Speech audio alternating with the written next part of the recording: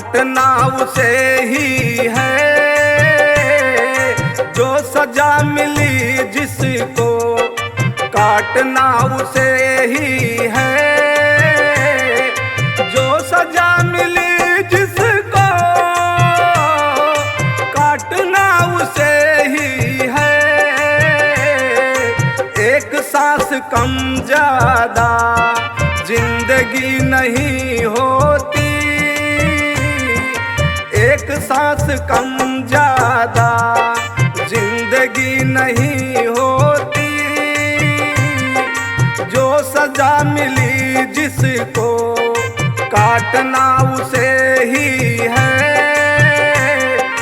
जो सजा मिली जिसको।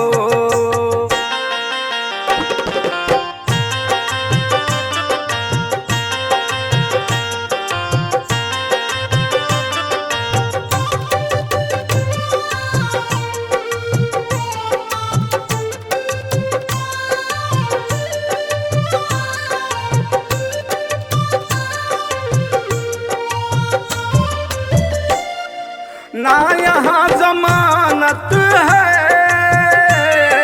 ना कोई वकालत ही, ना यहाँ जमानत है ना कोई वकालत ही। राम की कचहरी में कोई पैरवी नहीं होती, राम की कचहरी में कोई पैरवी नहीं होती। जो सजा मिली जिसको, काटना उसे ही है। एक सांस कम ज्यादा जिंदगी नहीं होती, एक सांस कम ज्यादा।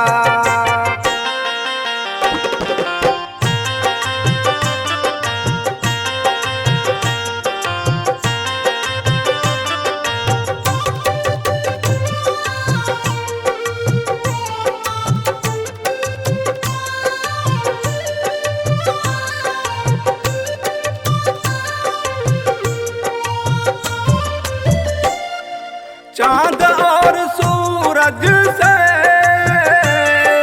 ही जहां ये रोशन है, चांद और सूरज से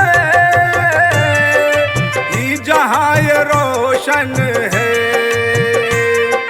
जुगनुओं के मेले में रोशनी नहीं होती, जुगनुओं के मेले में रोशनी नहीं होती।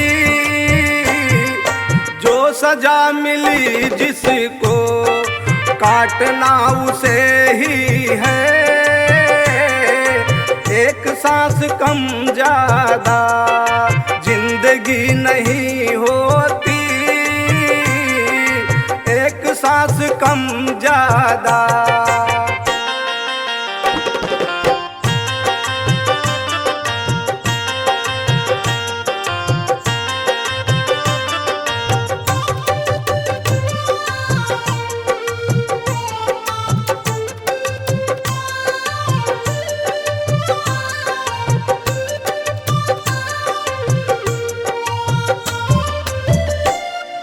खून और खंजर से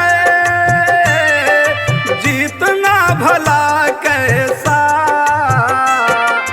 खून और खंजर से जीतना भला कैसा। देख किस चुभन की दवा बांसुरी नहीं होती, देख किस चुभन की दवा बांसुरी नहीं होती। एक सांस कम ज्यादा जिंदगी नहीं होती। जो सजा मिली जिसको, काटना उसे ही है। एक सांस कम ज्यादा जिंदगी नहीं होती, सांस कम ज्यादा।